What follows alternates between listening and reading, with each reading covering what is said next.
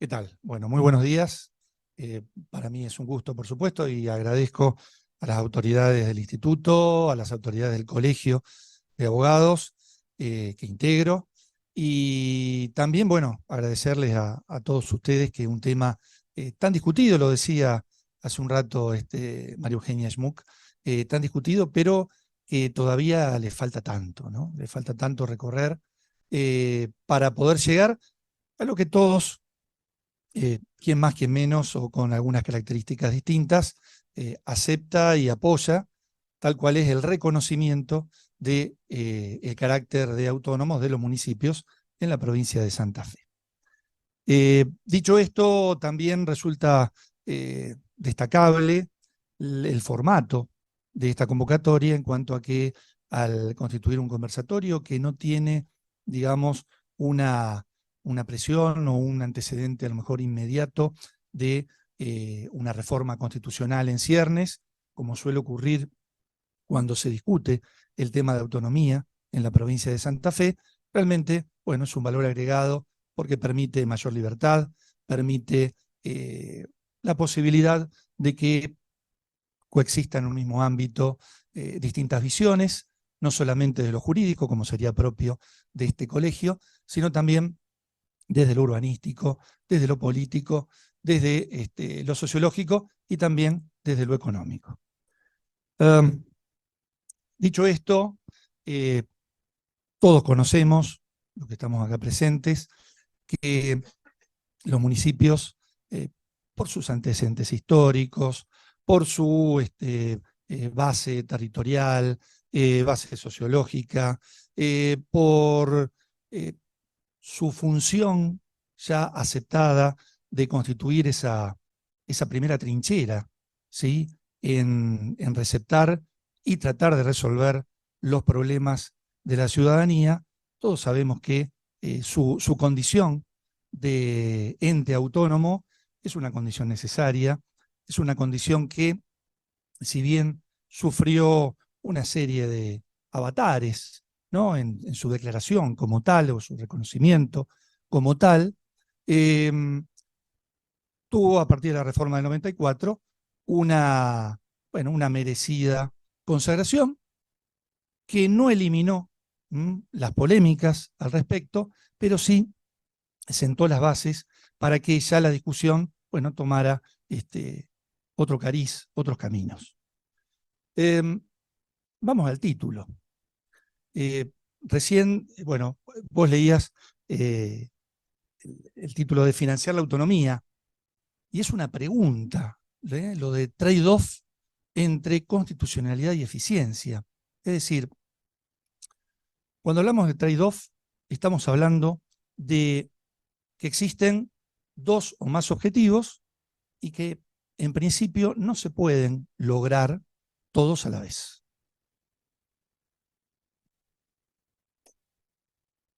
Y esta pregunta de si es posible entonces congeniar el necesario análisis y abordaje jurídico-constitucional que tiene la problemática de la autonomía, si es posible congeniarlo con parámetros y exigencias de eficiencia, que precisamente provienen de otra disciplina, de otro ámbito, que se vincula necesariamente con lo jurídico, pero que tiene sus principios, conceptos y camino recorrido propios, tal cual es la economía.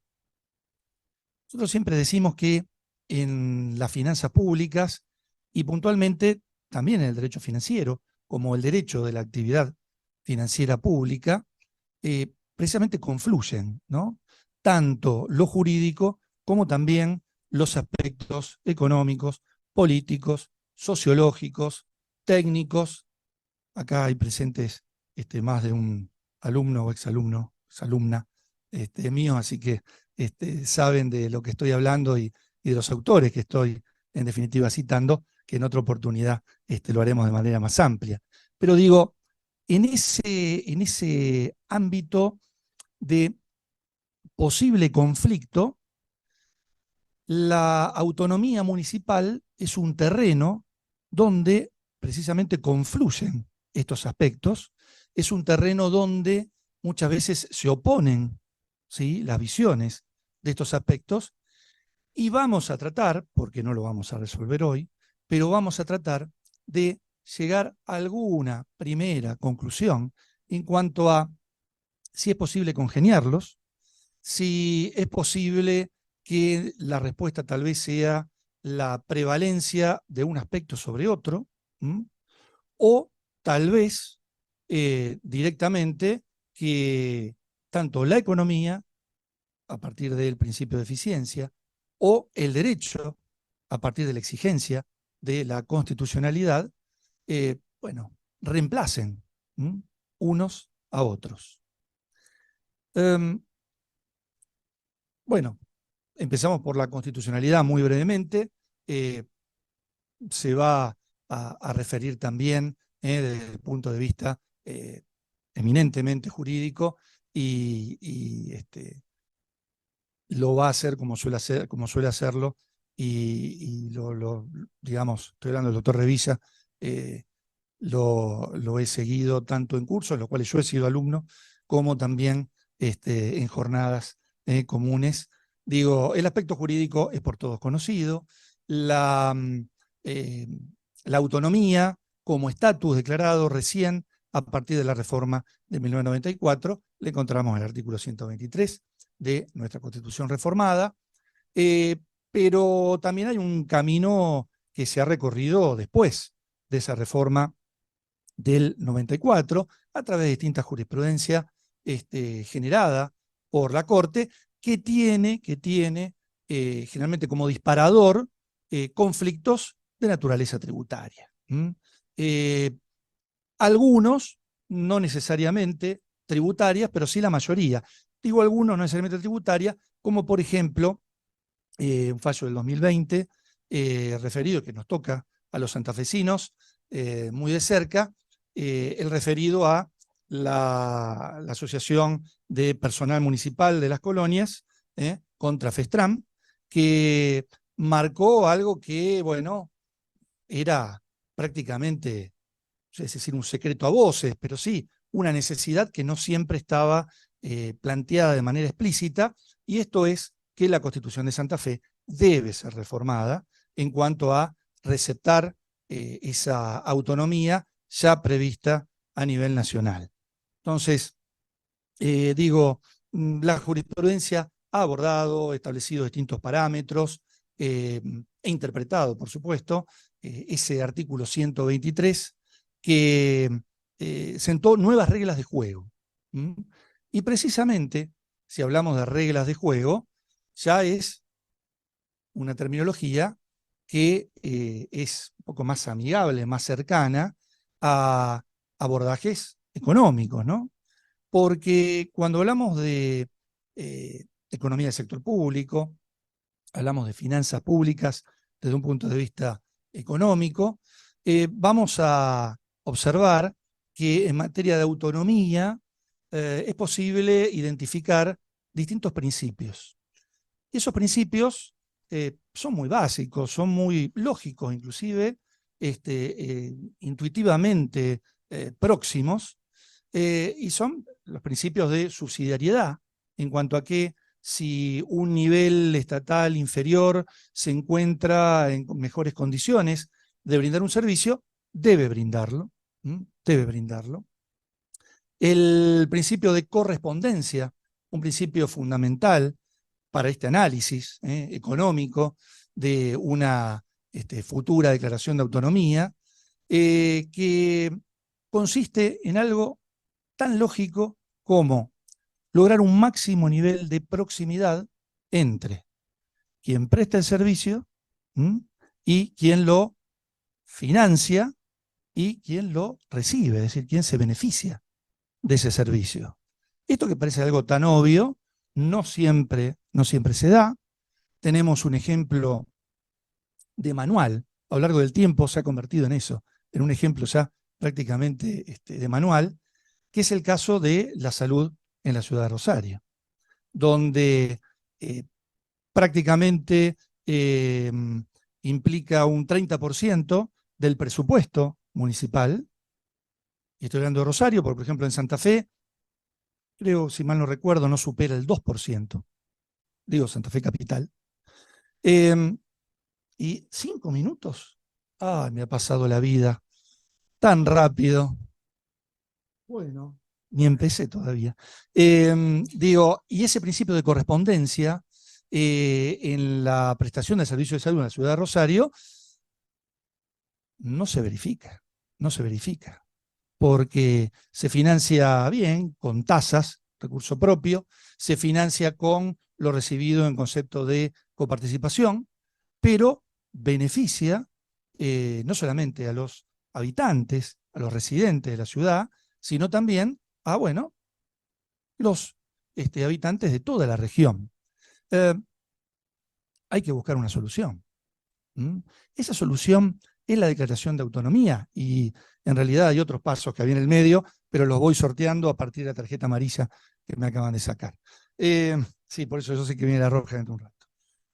Digo, este tema ya nos lo planteábamos hace 30 años, antes de la reforma del 94, con un trabajo que hicimos en el Instituto de Derecho Tributario, cuando lo presidía el doctor Sacone, Mario Sacone, vaya un recuerdo para él, que lo hicimos con la doctora Michelini, y donde, bueno, tratábamos de dilucidar un poco de qué se necesitaba para que los municipios, en la prestación de servicios y en su financiamiento, pudieran aproximarse al menos a términos de eficiencia económica.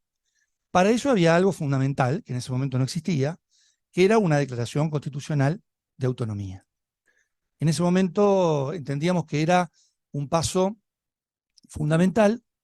La historia posterior indicó que fue fundamental, pero no suficiente, para que se pudieran determinar de manera clara cuáles eran las competencias, las funciones a ser asignadas a los municipios, que es una función típica de las finanzas públicas en el enfoque económico, la asignación de bienes y servicios, y también cómo financiarlos de tal manera de cumplir con otro principio de las finanzas públicas, que es la suficiencia presupuestaria. Vemos año tras año que este tipo de servicios, digo, no solamente la salud, pero otro tipo de servicios que pueden llegar a tener un tratamiento y una proyección similar, como por ejemplo la educación, como por ejemplo recién hablaba María Eugenia Schmuck sobre la seguridad, que es, creo yo, el debate, ¿no?, que se está dando y que se va a ir profundizando con el tiempo. Digo, ese tipo de servicios deben ser asignados en un diseño institucional, deben ser asignados a un nivel subnacional como, e inclusive subprovincial, como el de los municipios. Y acá hay un factor clave que debe ser considerado tanto por las leyes como en el caso de que hablaba la ministra Celia Arena, que a partir de un proyecto en el cual participé activamente, que era el programa Más Autonomía, digo, ¿cuáles son los criterios para incluir dentro de un diseño institucional a determinadas funciones y servicios y entregarlas, asignarlas a los municipios? Bueno, hay algo muy importante que es la diversidad de preferencias. Y no es lo mismo, algo se ha dicho acá, a lo mejor con otros términos, pero no es lo mismo la exigencia del nivel de servicios, o sea, del output de servicios, tarjeta roja, del output de servicios de la ciudad de Rosario, de otra localidad, tal vez con menos habitantes, con menos complejidad, inclusive incluso en esto a la propia ciudad capital, donde las exigencias de los propios habitantes, más allá de la exigencia política, digo, de los propios habitantes, es diferente, es distinta. Pensar un diseño institucional como una tabla de un único nivel en el cual sean las mismas funciones para cualquier tipo de municipio en la provincia de Santa Fe, no solamente sería problemático desde lo jurídico, desde lo institucional y desde lo político en su ejecución posterior, sino también sería ineficiente, porque las exigencias son distintas. Las preferencias reveladas también por los habitantes de estos municipios también son distintas. ¿Y cómo se revelan estas preferencias? A través del voto, a través de la aceptación, ya desde hace años, por ejemplo en el caso de Rosario, de que la salud también debe ser municipal. Tal vez en otras localidades, no digo tal vez, seguramente, en otras localidades estas preferencias o exigencias no se presentan de esta manera. En el caso de la ciudad de Rosario es así. Y ya voy saltando entonces para terminar. Esto nos da como parámetros a los fines de un diseño institucional de mediano plazo, que tanto en las leyes, en el caso de esa, digamos, bueno, búsqueda casi inmediata de tratar de procurar soluciones al problema de la falta de declaración de autonomía en la provincia de Santa Fe, digo, esas leyes, como después la necesaria reforma constitucional que en algún momento se va a tener que dar, tiene que contemplar esas diferencias, tiene que contemplar prácticamente basándose en lo que decía uno de los especialistas. Hay dos especialistas que yo admiro en el tema constitucional en relación a el estudio del derecho municipal. Uno de ellos es Horacio Rosati y el otro nos va a visitar hoy, que es Antonio María Hernández. Digo, y parafraseando a Rosati en cuanto a que los municipios son entes que tienden hacia la autonomía, esa tendencia se tiene que ver reflejada en una gradualidad, en una aproximación sucesiva hacia ese objetivo final. Con respecto al financiamiento, y por eso hablábamos de ese trade-off, ¿no? Si es una pregunta, ¿no? Si es posible compatibilizar constitucionalidad y eficiencia. Tenemos que decir que, en primer lugar, la exigencia del test de constitucionalidad en materia de autonomía es el primer parámetro que debe ser tenido en cuenta.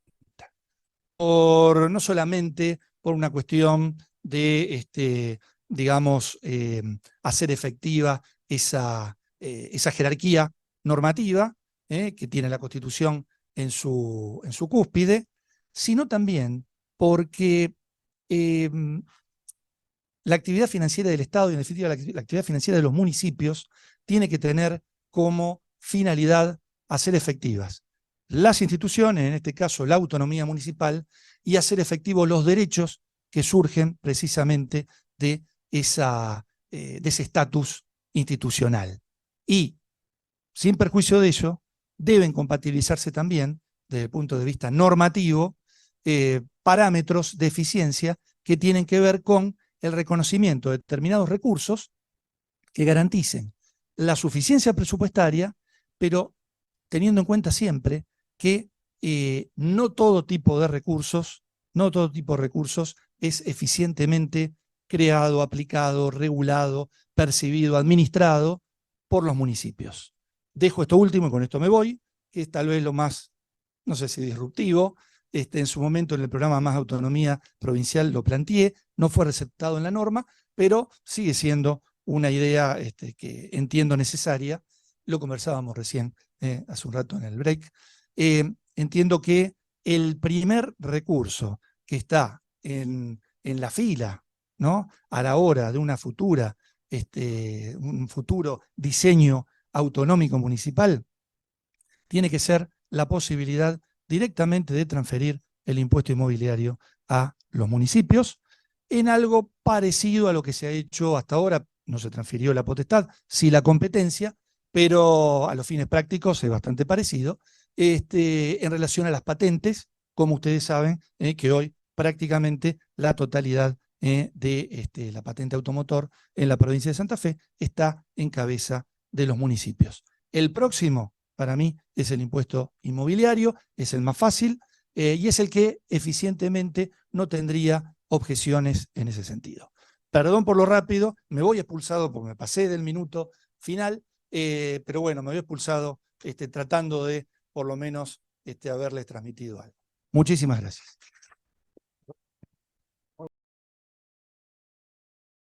Muy bien, muchas gracias.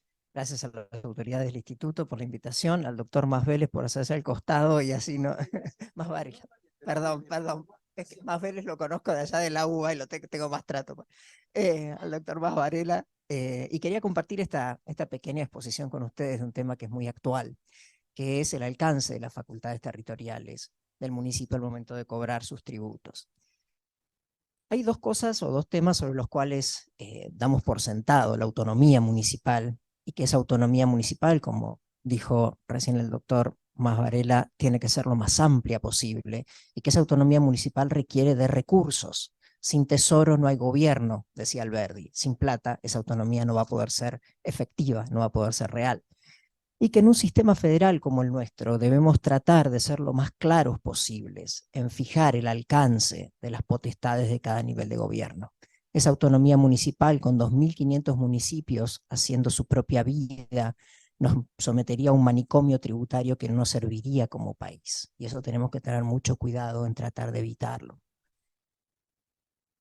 Yo quiero centrar mi planteo respecto a este alcance territorial en una visión de lo particular a lo general, para que comprendamos la magnitud del problema y los riesgos que encierran.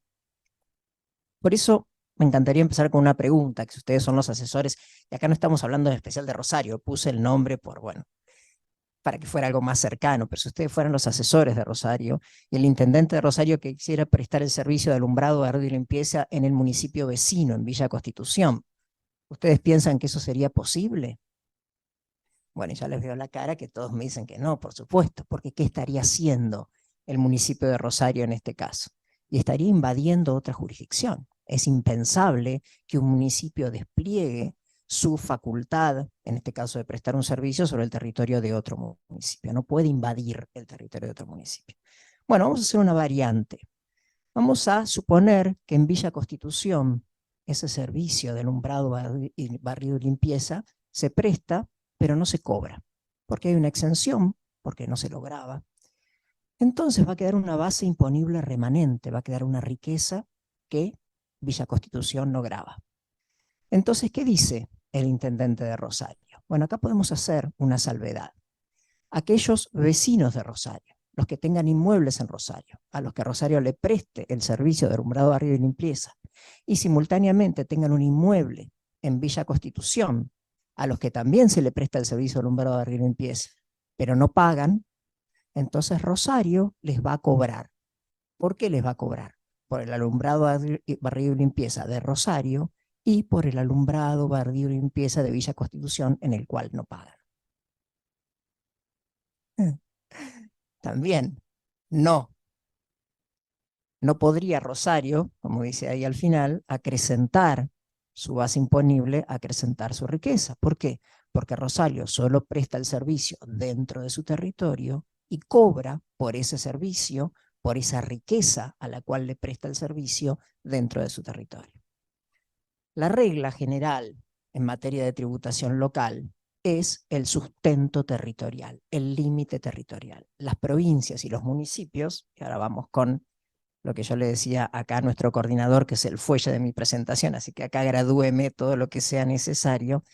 Un repaso rápido de la jurisprudencia de la Corte respecto de los alcances territoriales de las facultades de las provincias y de los municipios. 3 fallos en general, no referidos a materia tributaria. El primero, un tema referido al arresto de un senador provincial de Córdoba. El senador provincial tenía inmunidades en la provincia de Córdoba y cuando pretende invocar esas inmunidades porque lo llevan preso en Capital Federal porque estaba borracho, entre paréntesis, dice, no, yo soy senador de Córdoba, no me pueden arrestar. Y la Corte le dice finalmente, como le habían dicho a las instancias anteriores, esas inmunidades solo son válidas en Córdoba. La provincia protege a sus legisladores en la respectiva provincia, no son válidas en otro territorio. El segundo fallo, también referido a Córdoba, el Banco de Córdoba establece un régimen jubilatorio especial para sus empleados. Cuando abre la sucursal de Capital Federal, pretende que esos empleados ubicados en Capital Federal tributen con el régimen jubilatorio de Córdoba. Y se discute si tienen que tributar con el régimen jubilatorio de Capital Federal. Y la Corte le dice no, tienen que tributar con el régimen jubilatorio de Capital Federal. La provincia puede armar un régimen jubilatorio para los empleados que estén ubicados en su territorio. Fuera de su territorio no va a regir. Tercer fallo, el tema de los concursos. Esto, además de que era inconstitucional por otras cuestiones, la provincia de Buenos Aires establece un régimen de privilegios para su Banco de Estado en los concursos que tramitaban en provincia de Buenos Aires, y pretende hacer esos privilegios, pretende hacer valer esos privilegios fuera de la provincia de Buenos Aires. Y nuevamente se le dice que esa ley provincial solo va a regir dentro de la provincia y no puede ser invocada fuera.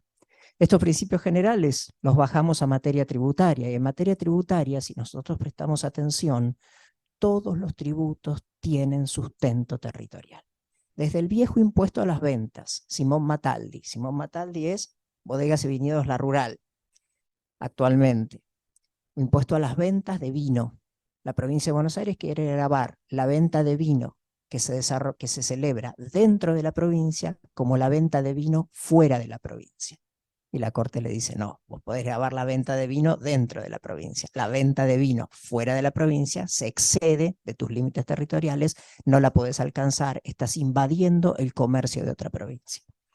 Segundo fallo, ingresos brutos, la causa helicópteros marinos. Helicópteros marinos, empresa prestadora de servicio de transporte por helicópteros, desde Río Grande, Tierra del Fuego, hasta la plataforma Hidra, ubicada a 7 millas marinas, a contar de la línea de bajos mareas, en Tierra del Fuego. Los límites de la provincia de Tierra del Fuego, fijados por el Congreso Nacional, llegaban hasta las 3 millas marinas. Entonces, Tierra del Fuego puede cobrar por el viaje total, por el viaje de 7 millas, cuando su límite llega hasta las 3 millas marinas. No, excede su límite territorial, no puede cobrar por el total del viaje. Va a poder cobrar solo por la porción de viaje que se desarrolla dentro de sus límites. En impuesto de sellos, el criterio de vinculación es doble: el lugar donde se celebra el instrumento o el lugar donde el instrumento, el contrato o el acto instrumentado produce efectos.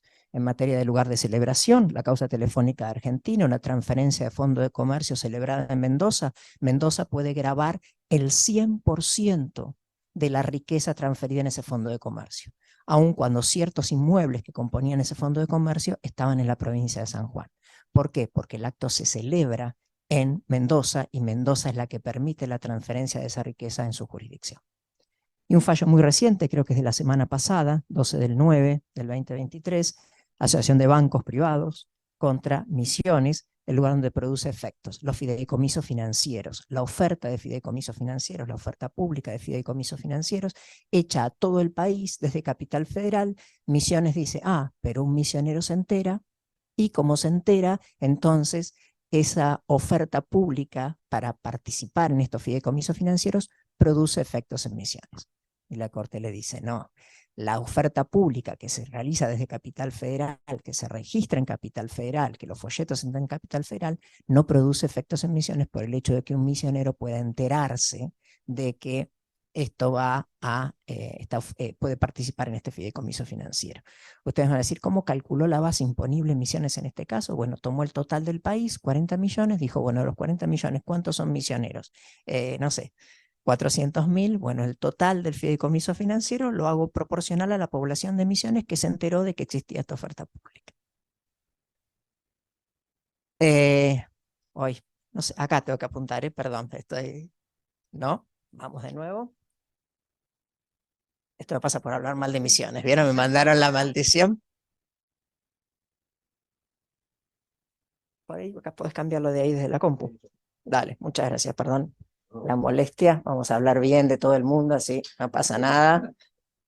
Tasas municipales, empresa de transportes de pasajeros Navarro, tasa de terminal. El municipio pretende gravar el 100% del valor del pasaje, que era desde Puerto Tirol, Chaco, hasta Capital Federal.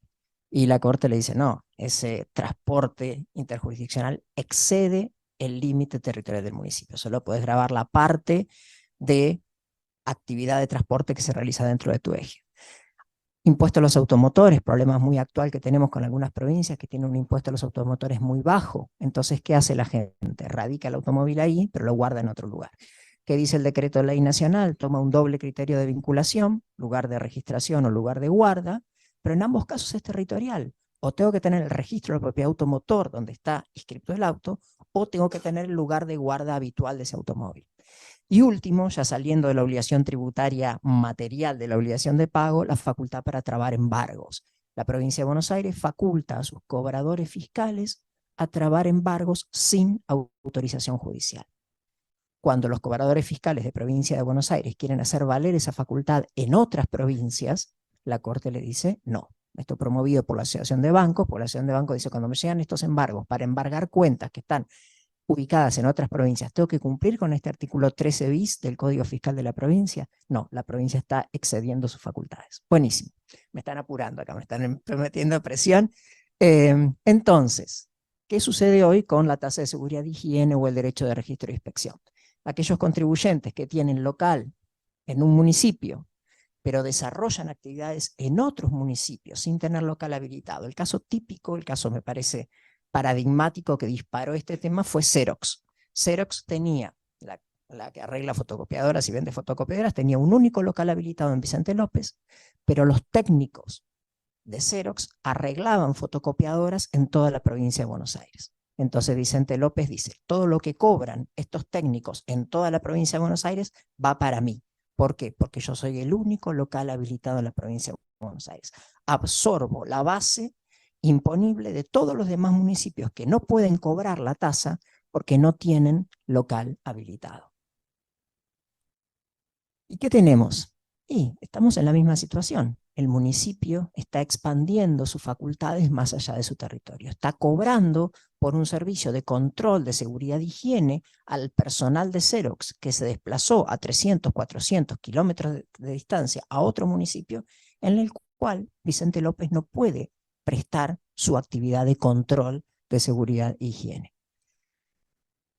Bueno, esta era la transparencia que estábamos hablando.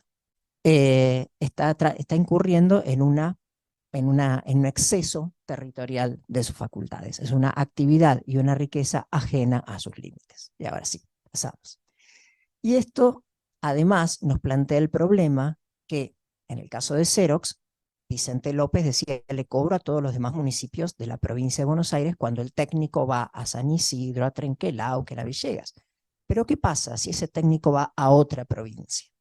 Porque el argumento es, no pueden quedar bases imponibles remanentes, no puede quedar un técnico que va a un municipio, que usa los servicios de ese municipio, de alumbrado público, de carteles en las calles, de orientación del tránsito, y no pague nada. Bueno, pero cuando va a otra provincia, esa base imponible no la logra captar con el artículo 35, tercer párrafo, como se lo está interpretando hoy del convenio multilateral, no lo logra captar esta regla de absorción. Con lo cual, y ahora seguimos, vamos a tener como conclusión estos tres aspectos. Primero, si permitimos que el municipio que tiene el local habilitado absorba, capte la riqueza que, el servicio, la riqueza, el bien, la actividad desarrollada en otro municipio, entonces tenemos una violación del límite territorial del municipio. Por el otro, en segundo lugar, vamos a tener una discriminación entre aquellos contribuyentes que desarrollan su actividad dentro de la misma provincia, que van a tener que pagarle a ese único local habilitado por el 100% de la base provincial, respecto de aquellos contribuyentes del mismo municipio que también desarrollan actividades en otras provincias, porque ya cuando nos desplazamos a otra provincia, esta regla no la podemos aplicar. Esta regla, como se lo está interpretando hoy al tercer párrafo del artículo 35, rige únicamente para absorber base dentro de la misma provincia, no absorber base de otras provincias. Y lo tercero, y esto ya más político si se quiere, o de realidad, es que esto está beneficiando a los municipios más desarrollados, aquellos municipios que tienen mayor cantidad de locales habilitados, de los cuales se prestan servicios a otros municipios más chicos, en los cuales no tienen local habilitado. Esto nos muestra una situación anómala, me parece a mí, no solo a la luz de la tradicional entendimiento que hemos tenido del alcance de las facultades municipales, sino una serie de discriminaciones que sufren los contribuyentes por desarrollar actividades en otras provincias, por vender en otras provincias, y todo esto requiere de una solución consensuada y rápida. Muchas gracias.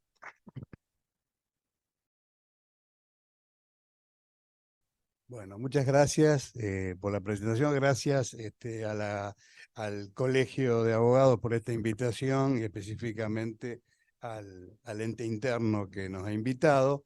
Bueno, buenos días a todos. En este panel ya se mencionó un tema que anteriormente no había sido mencionado, que es el tema de eficiencia. Se ha hecho referencia también al tema costos de la autonomía. Bueno, entonces yo voy a mencionar que con la doctora Cabrera, que está sentada ya en la última fila, es la profesora titular de Contabilidad Pública en la Facultad de Ciencias Económicas, una materia, una de las últimas materias que rinden los contadores públicos.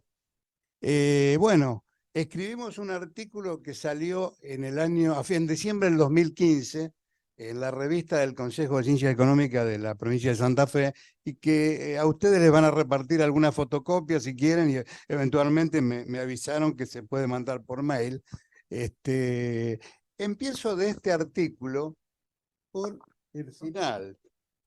Sería como si yo ya hubiera expuesto la esencia de lo que quiero decir. Dice así: luego de lo expuesto, podemos preguntarnos cuánto tiempo llevaría un proceso de modificación que resolviera los problemas descriptos y produjera la adopción generalizada y estandarizada de los procedimientos que tengan raíz técnico-científica en la gestión de las políticas públicas municipales.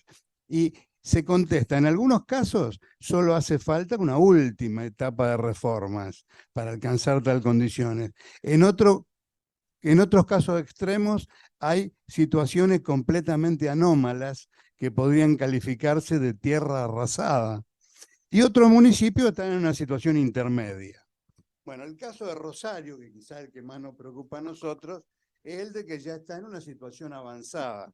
Pero entiendo yo que faltan algunas cuestiones que cumplir. Mis amigos me suelen decir, ¿por qué no venís y nos explicás por qué está en contra de la autonomía? Yo no estoy en contra de la autonomía, sino que digo que hay algunas etapas que habría que encaminar anteriormente. Bueno, ¿cuáles son esos problemas que existen todavía? Los agrupamos con la doctora Cabrera en 3 grupos. Técnicos, técnicos, económico-financieros y institucionales. Bueno, esos inconvenientes son, voy a mencionar los más importantes. Por ejemplo, los municipios tienen plantas de personal deformadas, sin mecanismos jerárquicos. Es decir, teóricamente existen estructuras piramidales, pero en la práctica no hay jefes. Si ustedes entran en muchos municipios, no hay verdaderamente jefes, no hay directores de departamentos, no hay verdaderamente subsecretarios y secretarios que tengan funciones claramente expresadas con procedimientos que están estandarizados a través de manuales de procedimientos que establezcan las funciones, las misiones y las funciones. Y eso entonces depende de cuestiones informales, del poder relativo que esas personas o esos jefes, entre comillas, tengan en la estructura que ha creado el intendente y cuál es el poder relativo que ellos tengan. Esa falta de formalización de las misiones y funciones es muy seria. E incluso aunque existan manuales, los manuales no siempre se cumplen. Hay un problema también de espacios físicos. En los municipios chicos es algo evidente. No hay ni dónde poner a toda la gente que está designada, ni dónde poner a los contratados, ni cómo clasificar las diversas áreas funcionales. Yo personalmente a veces en algún municipio donde presto tareas de asesoramiento, invito a algún funcionario a ir a tomar un café a un bar, porque en un bar hablo más tranquilo, porque no hay posibilidad a veces de tener la privacidad necesaria. Es un problema práctico, pero que existe. Esa falta de lugar hace que no haya tampoco espacio para tener contrataciones organizadas, en el sentido de que en el orden nacional, por ejemplo, existen calendarios de contrataciones. Usted no puede contratar cualquier cosa en cualquier momento, sino que hay 2 o 3 momentos del año que usted puede comprar elementos de papelería o alimentos para hospitales o lo que fuere. En el orden municipal hay una improvisación que se debe a la falta de sistemas de almacenes, porque no hay lugar donde tenerlos, o sea que los municipios dependen de los almacenes que los proveedores tienen, con lo cual fraccionan las compras, y más allá de que lo hagan con mayor o menor legalidad, porque las compras no pueden ser de cualquier volumen ni en cualquier momento, pero en definitiva, aunque se haga en términos legales, se hace en forma antieconómica. Entonces, no tienen los municipios funcionarios confiables que manejan las provisiones necesarias. Y eso existe en todos los municipios. Incluso yo estoy seguro que es un problema que existe también en Rosario y con temas clave como es el sistema de salud y de alimentar a los pacientes internados o prestarles los servicios a través de medicamentos adecuados. También hay necesariamente por la falta de espacio y a veces también por la falta de funcionarios preparados, hay necesidad de improvisar. Bueno, otro tema muy importante, el presupuesto anual de gastos y cálculo de recursos no es un instrumento para las políticas públicas, sino que es una acumulación de cuadros contables más o menos ciertos, pero donde no se toma el presupuesto para decidir las políticas. Hay municipios donde los propios secretarios no saben cuál es su crédito presupuestario disponible. ¿Y cuánto crédito presupuestario te queda para este año? No lo saben, porque no les importa, porque para hacer determinadas tareas u obras públicas necesitan una autorización que les dé a veces el propio intendente en base a alguna suerte de registro que se lleva en una libretita, pero y eso, reitero, Rosario tiene instrumentos más sofisticados e incluso tiene presupuesto por programas. Yo tengo mis dudas sobre si todos esos programas en la realidad están en el presupuesto, pero tengo dudas sobre si en la realidad se aplican tal como están descritos teóricamente. Lo mismo pasa con las rendiciones de cuentas de los municipios. Esas rendiciones de cuentas, después de varios años, quedan aprobadas por el paso del tiempo. En la práctica, los cuerpos colegiados jamás las revisan, nunca analizan. Creo que hay 5 años en Rosario y si no quedan aprobadas por el paso del tiempo. Pero en realidad habría que analizarlas y alguien tendría que preguntar sobre ese tema. Lo mismo, faltan sistemas actualizados de control interno y externo. En el orden nacional, en 1992, se creó un sistema que eliminó el Tribunal de Cuentas y creó un sistema nuevo de contabilidad, un sistema de contabilidad integral e integrado, que permite que las registraciones queden en las diversas jurisdicciones involucradas y en la central contable queden registradas. Bueno, eso, si bien la Ley Orgánica de Municipalidades hace ya 20 años que habla de eso en la provincia de Santa Fe, no ha sido aplicado en general en los municipios, y lo que tampoco ha sido aplicado es la falta de organismos de control, como en que no, eso no lo dice la Ley Orgánica, pero lo dice, es la reforma que se hizo en el orden nacional, y que implicó eliminar el Tribunal de Cuentas y crear en el orden interno, para el control interno, la Sindicatura General de la Nación, y en el orden de control externo, la Auditoría General de la Nación.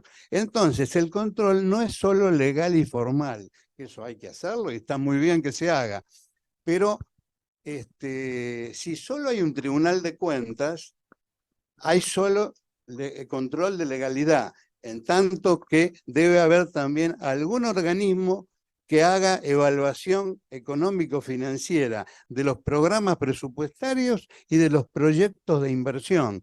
Y entonces, si bien la decisión termina siendo política en última instancia, pero hay alguien que le dice al que va a tomar la decisión política: esto hay que ordenarlo de determinada manera. A lo mejor hay que hacer antes este dispensario,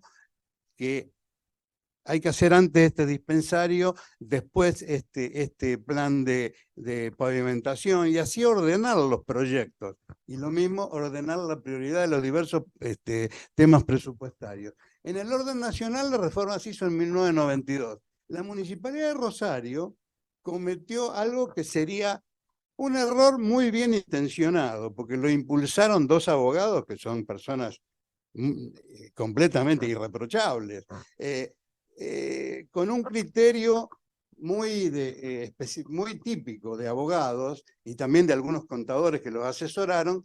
Plantearon que había que crear un tribunal de cuentas. Eso se hizo en 1995. Ya la Nación había reformado el tribunal, había eliminado el Tribunal de Cuentas. Algunos propusimos crear una auditoría general municipal. Eso fue rechazado, se decidió, con las mejores intenciones, crear un tribunal de cuentas.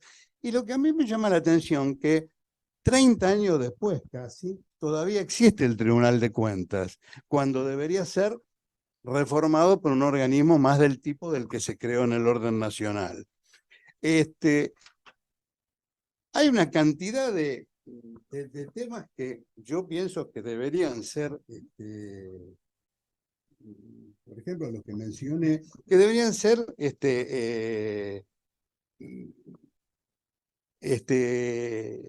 encarados lo antes posible. Entre otros, el otorgamiento de espacios públicos donde no se sabe ¿cuál debe ser el canon? ¿Quién estudia el canon que hay que cobrarle a un concesionario por el uso de determinado espacio público? Sea una playa de estacionamientos, o un parque de diversiones, o un restaurante. ¿Eso se estudia con seriedad? ¿Y por cuántos años hay que dar la concesión? Eso tiene que ser motivo de una evaluación de proyectos. Eso no se hace, y bueno, esas cosas quedan sin definir. Y se hace una licitación, formalmente se hacen las licitaciones, pero el estudio en profundidad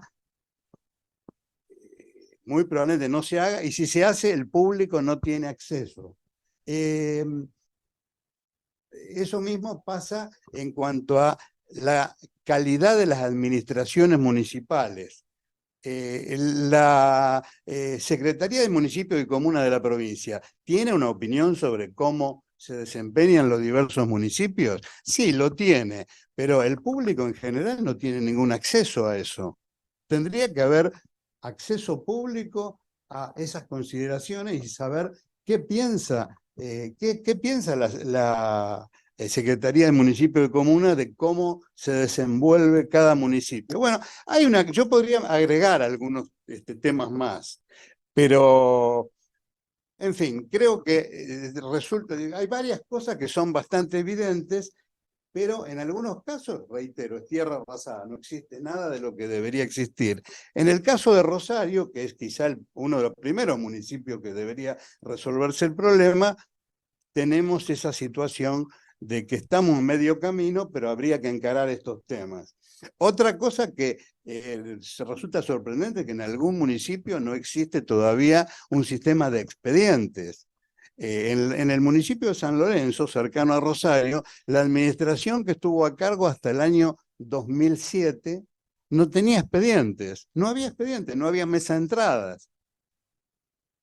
Y yo me imaginé la escena de un grupo de abogados tomando café en uno de los bares de tribunales y que leen en el diario La Capital que el intendente de San Lorenzo inventó los expedientes. Me imagino que se morirían de risa. Bueno, la verdad es que los inventó en el año 2008, por primera vez se implementaron los expedientes. Alguien podía, por ejemplo, un oferente en una licitación pública venía y presentaba por mesa de entradas una propuesta, se hacía un expediente y todo el tema se trataba y se sabía dónde estaba ese expediente. Si estaba para informe técnico, se sabía que estaba en tal área porque faltaba el dictamen técnico o un dictamen económico o lo que fuere. Bueno, son las rarezas o las imperfecciones de los municipios santafesinos. Voy a hacer como hizo ese ministro de Relaciones Exteriores en la polémica con el senador Sadi, terminó a tiempo. Muchos son no son tan, son muy jóvenes y no vieron esa polémica. Los que lo vimos, nos gustó. Bueno, muchas gracias.